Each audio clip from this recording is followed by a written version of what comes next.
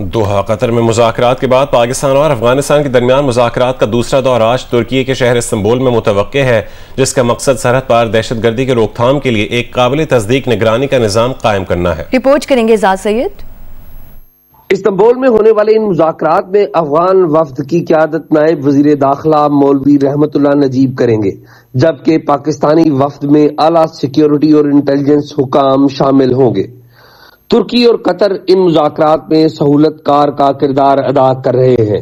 ज़राए के मुताबिक बातचीत में पाक अफगान सरहद पर पायदार अमन, जंग बंदी पर अमल दरामद और दहशत गर्द गिरोहों की नकलो हरकत रोकने के लिए मौसर लाहे अमल तैयार किया जाएगा। ये मुज़ाकरात दोहा में 19 अक्टूबर 2025 को तय पा जाने वाले जंग बंदी मुआहदे के फॉलो अप के तौर पर हो रहे हैं, जिसके तहत दोनों मुमालिक ने सरहदी कशीदगी कम करने और रवाबत को बहाल रखने पर इत्तफाक किया था। सफारती ज़राए के मुताबिक मुज़ाकरात में काबिल तस्दीक बॉर्डर मॉनिटरिंग मैकेनिज्म की तश्कील पर पेशरफ्त का इम्कान है। ज़राए का कहना है कि इस हवाले से पाकिस्तान की तरफ से कुछ ठोस तजावीज भी दिए जाने का इम्कान है। एजाज सैयद, जियो न्यूज, इस्लामाबाद। पाक अफगान कशीदगी के बाइस शमन, खैबर, जनूबी शिमाली वजीरिस्तान और जिला कुरम की सरहदी रास्ते 14वें रोज भी बंद हैं। बाब दोस्ती, तोरखम, खरलाची, अंगूरटा, गुलाम खान सरहद पर सैकड़ों मालबरदार गाड़ियां फंसी हुई हैं। चमन में कस्टम हुकाम के मुताबिक पाक अफगान बॉर्डर बाब दोस्ती हर किस्म की तजारती सरगर्मियों के लिए बदस्तूर बंद है, जबकि वीजा पासपोर्ट ट्रैवलिंग पॉलिसी भी मुअत्तल है। बाब दोस्ती की दोनों तरफ वीजा पासपोर्ट पर सफर करने वालों की बड़ी तादाद फंसी हुई है। खैबर में तोरखम तजारती गुजरगाह दो तरफा तजारत के लिए 14 रोज से बंद है, जिससे कार्गो गाड़ियों की लंबी कतारें बरकरार हैं। गाड़ियों में सीमेंट, अद्वियात, कपड़ा, ताज़ा फल और सब्जियों समेत मुख्तलिफ अशिया शामिल हैं। जनूबी वजीरिस्तान में अंगूर अड्डा, शुमाली वजीरिस्तान में गुलाम खान और जिला कुरम में खरलाची सरहद भी बंद है। तिजारत और पैदल आमदरफ्त मुअत्तल होने से अशिया की कीमतों में इजाफा हो गया। पंजाब के बेशतर इलाके आज भी फ़ज़ाई आलूदगी की लपेट में है। ख़ास तौर पर वस्ती पंजाब के बेशतर इलाकों में फ़ज़ा इंतहाई मुज़र सेहत है। सबसे ज़्यादा फ़ज़ाई आलूदगी फैसलाबाद में रिकॉर्ड की गई, जहाँ 637 पार्टिकुलेट मैटर रिकॉर्ड किए गए। कान्हा 9 में 595, रायविंच में 575, एमनाबाद में 550, कसूर में 533, गुजरांवाला में 528 और लाहौर में 404 पार्टिकुलेट मैटर्स रिकॉर्ड किए गए हैं। लाहौर में स्मॉग के डेरे हैं। लाहौर पाकिस्तान का तीसरा आलूदा तरीन शहर रहा। आलमी माहौलियाती वेबसाइट में लाहौर आज भी पहला आलूदा शहर करार पाया है। तफसीलात जानेंगे उम्मे फरवा से। जी, लाहौर में एयर क्वालिटी इंडेक्स में मुसलसल इजाफा देखने में आ रहा है। आज के हवाले से देखा जाए तो महकमा माहौलियात की जो जारी करदा रिपोर्ट है, उसके मुताबिक लाहौर तीसरा पाकिस्तान का आलूदा तरीन शहर है, जिसमें 200 से ज्यादा एयर क्वालिटी इंडेक्स रिकॉर्ड किया गया है। इसके अलावा इंजीनियरिंग यूनिवर्सिटी की साइट पर 373 एयर क्वालिटी इंडेक्स रिकॉर्ड की गई है। और लाहौर में मुख्तलिफ इलाकों के अंदर जो एयर क्वालिटी इंडेक्स रिकॉर्ड की जा रही है, उसकी सबसे बड़ी वजह सनतों से निकलने वाला धुआं है, और इसके अलावा गाड़ियों से निकलने वाला जो धुआं है, उसकी वजह से जो एयर क्वालिटी इंडेक्स वो रिकॉर्ड किया जा रहा है। महकमा मौसमियात ने खबरदार पहले ही किया है कि रोज बरोज जो स्मोक है उसमें मजीद इजाफा होगा। मास्क का इस्तेमाल करें और कोशिश करें सुबह और शाम के औकात में कम से कम निकलें और पानी का ज्यादा से ज्यादा इस्तेमाल करें। जी, रावलपिंडी में गुज़श्ता 24 घंटों के दौरान डेंगू के 19 नए मरीज रिपोर्ट हुए हैं। महकमा सेहत ने शहरियों को खबरदार किया है, डेंगू SOPs पर सख्ती से अमल किया जाए। दूसरी जानिब जिला इंतजामिया की जानिब से इंसदाद डेंगू मुहिम भी जारी है। मजीद बताएंगे शबीर डार। जी, रावलपिंडी में डेंगू मरीजों की तादाद में मुसलसल इजाफा हो रहा है। महकमा सेहत रावलपिंडी के आदाद शुमार के मुताबिक गुज़श्ता 24 घंटों के दौरान 19 नए केसेस सामने आए हैं, जिसके बाद रावलपिंडी में रवां सीजन में डेंगू मरीजों की मजमूई तादाद 1200 के करीब पहुंच गई है। रावलपिंडी के जो 3 बड़े सरकारी अस्पताल हैं, जिनमें होली फैमिली अस्पताल, बेनज़ीर भुट्टो अस्पताल और DHQ अस्पताल शामिल है, यहाँ पर करीबन 100 के करीब डेंगू मरीज इस वक्त ज़ेर इलाज हैं। मुतासरा इलाकों में ज़िला इंतज़ामिया की जानिब से इंसदाद डेंगू मुहिम जारी है। ज़िला इंतज़ामिया का कहना है कि 4000 के करीब मुकदमात का इंदराज किया गया है। इसके अलावा डेंगू SOPs पर जो खिलाफ वर्जी की जा रही है डेंगू SOPs की, उस पर मुतादिद मकामात को सील भी किया गया है, इमारतों को भी सील किया गया है। और महकमा सेहत रावलपिंडी की जानिब से शहरियों को खबरदार किया गया है कि अब चूँकि डेंगू का बाकायदा मौसम शुरू हो गया है, लिहाजा घरों में और बाहर भी एहतियाती तदाबीर पर सख्ती से अमल करें। गुजरांवाला में ट्रक और वैन में तसादुम हो गया। हादसे में वैन में सवार 5 अफराद जाँ बहक और 4 जख्मी हो गए। हादसे का शिकार अफराद सुल्तान बाहू से वापस गुजरांवाला आ रहे थे। रेस्क्यू के मुताबिक हादसा हाफजाबाद रोड पर पेश आया। वैन में सवार अफराद गुजरांवाला के इलाके मुख्तार कॉलोनी के रिहायशी हैं। जाँ बहक अफराद में 2 खवातीन और 1 बच्चा भी शामिल है। हादसे के जख्मी को हॉस्पिटल मुंतकिल कर दिया गया, जहाँ उनको तिब्बी इमदाद दी जा रही है। चोपा टैक्सिंग में M3 मोटरवे पर मिनी वैन ट्रक से टकराकर उलट गए। हादसे में एक ही खानदान के 3 अफराद जाँ बहक जबकि 9 अफराद जख्मी हो गए। रेस्क्यू के मुताबिक जुम्मे और हफ्ते की दरमियानी शब मुल्तान से दाता दरबार लाहौर जाने वाली मिनी वैन रजाना इंटरचेंज के करीब सब्जी से लदे ट्रक से टकराकर उलट गई। हादसे में 3 अफराद मौके पर ही जाँ बहक हो गए, जिनमें 2 खवातीन और 1 साला बच्चा भी शामिल है, जबकि 9 जख्मी अफराद को DHQ अस्पताल टोबर टेक्सिंग मुंतकिल कर दिया गया। पुलिस और मोटरवे हुक्काम के मुताबिक हादसा तेज रफ्तारी की वजह से पेश आया। कोयटा के बरूरी रोड पर नामालूम मुसल्लह अफराद ने पुलिस पर फायरिंग की है। पुलिस के मुताबिक जवाबी फायरिंग से 3 मुबैना मुल्जिमान हलाक हो गए। फायरिंग के तबादले में एक पुलिस एहलकार भी जख्मी हुआ है। क्या तफसीलात हैं? सलमान अशरफ हमारे साथ मौजूद हैं। सलमान, बताइए डिटेल्स। जी, कोयटा के इलाका है बरूरी रोड किली खलई में नामालूम मुसल्लह अफराद ने पुलिस की एक जो मोबाइल वैन थी उस पर फायरिंग की। इसके नतीजे में जवाबी फायरिंग जब की गई, मुबैना तौर पर 3 डाकू है वो इसमें हलाक हो गए हैं, एक पुलिस एहलकार जख्मी हुआ है। SSP SCIW इमरान कुरैशी ने इसकी तस्दीक की। उनका कहना है कि इब्तदाई तफ्तीश के बाद फौरी तौर पर जख्मियों और जो हलाक अफराद थे उन्हें अस्पताल मुंतकिल किया गया। और जब मजीद इब्तदाई जो तफ्तीश सामने आई है उसके मुताबिक ये तीनों जो हलाक मुल्जिमान हैं वो अगवा बराए तावान के मुताबिक मुकदमात पाए गए हैं। जी, बहुत शुक्रिया सलमान अशरफ अपडेट करने के लिए। आज़ाद कश्मीर में हुकूमत साजी के मामले पर peoples party Azad Kashmir पार्लिमानी party के इजलास का मकाम और वक्त 4थी मरतबा तब्दील कर दिया गया। ज़राए का कहना है कि बिलावल भुट्टो जरदारी ने पीपल्स पार्टी पार्लिमानी ग्रुप का इजलास आज शाम जरदारी हाउस इस्लामाबाद में तलब कर लिया है। इसी पर बात करेंगे। सीनियर सहाफ़ी अफजल भट्ट हमारे साथ टेलीफोन लाइन पर मौजूद हैं। अफजल भट्ट साहब, कहेगा कि इससे मुतालिक क्या तफसील है आपके पास? जी, आज़ाद कश्मीर हुकूमत की तब्दीली के लिए गुज़श्ता 3 हफ्तों से जारी कशमकश अब फैसला कुन मोड़ पर पहुंच चुकी है और चेयरमैन बिलावल भुट्टो जरदारी ने आज 3:30 बजे पार्लिमानी पार्टी का इजलास जरदारी हाउस इस्लामाबाद तलब कर लिया गया है। ज़राए के मुताबिक इस इजलास में बिलावल भुट्टो जरदारी ने अगर ये समझा कि हुकूमत साजी के लिए उन्हें 27 अरकान की मतलूबा तादाद की हमायत हासिल हो चुकी है तो आज वो वज़ीर आज़म नामजद कर देंगे। बसूरत दीगर अगर देखा गया कि अभी तक उनका होमवर्क मुकम्मल नहीं हुआ तो फिर दीगर जमातों से राब्तों के लिए एक कमेटी बनाई जाएगी। दूसरी तरफ आप जानते हैं कि मौजूदा वज़ीर आज़म चौधरी अनवारुल हक भी अभी तक राब्तों में राब्ते जारी रखे हुए हैं कि किसी तरह उन्हें मजीद मोहलत मिल जाए।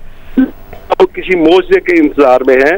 मौजूदा सूरत हाल में आज़ाद कश्मीर असम्बली के 53 अरकान में से वज़ारत उज़्मा के लिए 27 अरकान की हमायत लाजमी है, जबकि पीपल्स पार्टी के पास इस वक्त 17 अरकान असम्बली मौजूद हैं।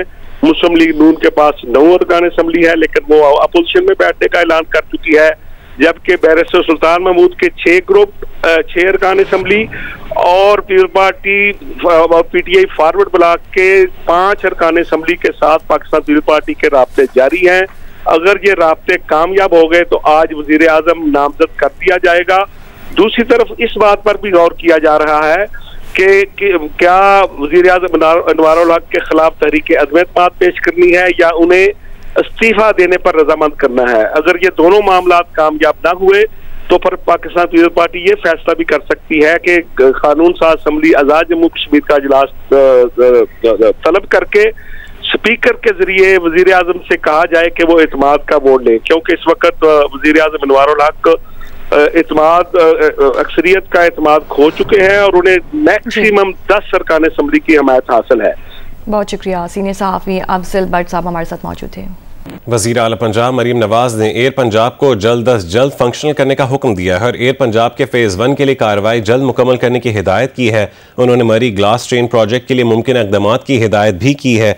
वज़ीर आला पंजाब मरीम नवाज की ज़ेर सदारत इजलास में एयर पंजाब प्रोजेक्ट पर पेशरफ्त का जायजा लिया गया। वज़ीर आला को एयर पंजाब प्रोजेक्ट से मुतालिक तफसीली ब्रीफिंग दी गई। इजलास में लाहौर से इस्लामाबाद एयर पंजाब के फ्लाइट रूट पर इत्तफाक किया गया। मरीम नवाज ने एयर पंजाब के लिए जदीद और आरामदेह तैयारे लीज पर हासिल करने की भी हिदायत की। इजलास में मरी ग्लास ट्रेन प्रोजेक्ट का भी जायजा लिया गया। इस्लामाबाद में कश्मीर पर भारत के नाजायज़ कब्जे के हवाले से कश्मीर कॉन्फ्रेंस का इनेकाद किया गया। कॉन्फ्रेंस खिताब में मुकर्रीरीन का कहना था कि मकबूजा कश्मीर में भारतीय इक़दामात जवाहरलाल नेहरू की सोच और अक़वाम मुत्तहिदा के करारदादों की खुली खिलाफ वर्जी हैं। हमने जंगों की कीमतें अदा की हैं और आज भी हम एक गैर रस्मी जंग की कीमत रोज़ अदा करते हैं। जैसे जंग अपने लिए वसूल करती है, इस तरह अमन आपको इनाम देता है। जंग वसूल करती है, अमन देता है। अब हमें अमन का इनाम भी चाहिए और अमन के इनाम के लिए कश्मीर के मसले को हल होना ज़रूरी है कि कश्मीर का मसला हल हो, कश्मीरियों की ज़िंदगी में अमन आए तो खित्ते में अमन आता है। वज़ीर इत्तलात और ट्रांसपोर्ट सिंध शर्जील मेमन का कहना है कि कराची में senator Taj Haider bridge yellow line BRT का काबिल फ़ख्र हिस्सा है। पुल पर पब्लिक ट्रांसपोर्ट और साइकिल सवारों के लिए अलग अलग ट्रैक्स हैं। ये मनसूबा कोरंगी समेत दीगर इलाकों के शहरियों के लिए एक बड़ी सहूलत साबित होगा। सेनेटर ताज हैदर ब्रिज जो है वो मरहूम सेनेटर ताज हैदर साहब के नाम से मुंसलिक की गई है। ये येलो लाइन BRT जो कराची की शहरियों के लिए पाकिस्तान पीपल्स पार्टी की हुकूमत सिंध की जानिब से एक अजीम प्रोजेक्ट शुरू किया गया है, उसका हिस्सा है। ये state of the art bridge है और ये बहुत कम अरसे में कंप्लीट हुई है। कोरंगी जाने वाले लोगों के लिए, जो कोरंगी इंडस्ट्रियल एरिया है, जो बाकी जो लोग इस एरिया में जाते हैं, उन सब के लिए एक बहुत बड़ी सहूलियत जो है उसकी हामिल होगी। और यही हमारा आज़म है कि हम कराची शहर में state of the art transport लेकर आएँ, स्टेट ऑफ द आर्ट जो है वो सड़कें बनाएं, ताकि इस वक्त कुछ जो चैलेंजेस शहरियों को हो रहे हैं उसका जो है वो मुकाबला किया जा सके। DG ISPR lieutenant general Ahmed Sharif Chaudhry की मर्दान की मुख्तलिफ यूनिवर्सिटीज़ और मदारस के साथी और तलबा के साथ नशिस्त में Abdul Wali Khan university, women university, university of engineering and technology और मदारस के तलबा और असातिज़ा ने शिरकत की। DG ISPR ने मार्का हक, हालिया पाक अफगान कशीदगी समेत मुख्तलिफ मौज़ूआत पर तबादला ख्याल किया। DG ISPR ने वाज़ेह किया कि पाकिस्तान ने दहशत गर्दी और ख़वारिज के खिलाफ मौसर इक़दाम किए हैं।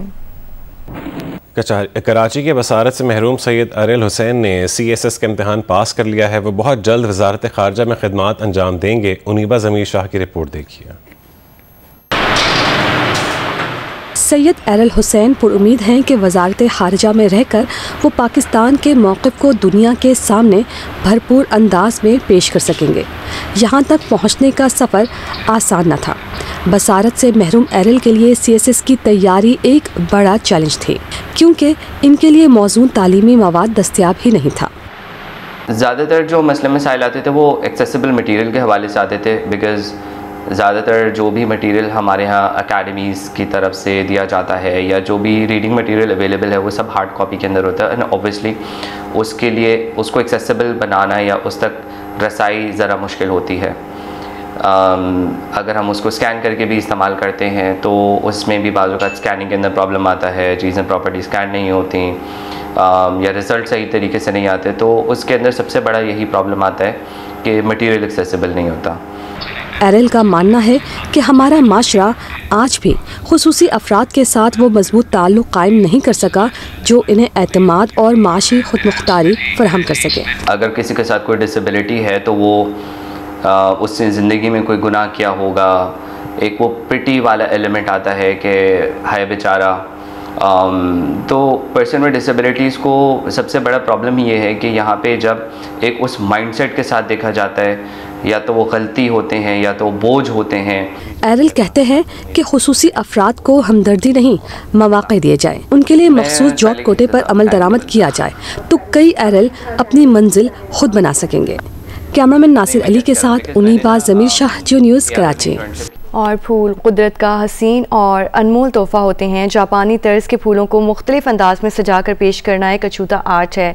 इस हवाले से सुगेस्टो स्टड ग्रुप लाहौर ने सालाना इकेबाना नुमाइश का एहतमाम किया, जिसका अहवाल बताएंगी हफ्सा उस्मान अपनी रिपोर्ट में। लाहौर के निजी मॉल में जापानी तर्ज पर फूल सजाने के लिए सालाना इकेबाना नुमाइश का एहतमाम किया गया, जिसका इफ्तिताह जापान के सफीर अकामात्सु सूची ने किया। उनका कहना था कि नुमाइश में शरीक खवातीन ने फूलों को कमाल, महारत और खूबसूरती से सजाया है। The spirit of the Japanese arts, they understand the Japanese culture so well, so I'm very glad to see them all. Ikebana नुमाइश के शुरका ने जापानी तर्ज पर फूलों के दिलकश मॉडल्स बनाए। किसी ने सूखे पत्तों को सजाया तो किसी ने बांस की मदद से खूबसूरत आर्ट तख्लीक किया। नेचुरल चीजें सब यूज करके छोटी छोटी और उनको ड्राई भी किया और उनको पेंट भी किया और उससे ये बनाया। इकेबाना में डिजाइनिंग और वो सारा कुछ करते हैं, सो सूदिंग। इकेबाना जो है ये एक तरह से हमारी जो फ्लावर अरेंजमेंट की लैंग्वेज है, बेसिक एजुकेशन है। नेचर लवर है इधर, मतलब बहुत खूबसूरत लग रहा है और बहुत ही फ्रेश है। इतना क्रिएटिव इवेंट है, रंगारंग माशाल्लाह। हम इतना ज्यादा इसको एंजॉय भी करते हैं, फ्रेश हो जाते हैं हम लोग भी। इतना रिफ्रेशिंग है, लोगों को देखने के लिए भी इतना अच्छा लगता है इसको। तकरीब के इख्तिताम पर फूलों की सजावट में हिस्सा लेने वाली खवातीन को सर्टिफिकेट्स दिए गए। कैमरामैन रिजवान भट्ट के साथ हफ्सा उस्मान, जियो न्यूज़, लाहौर।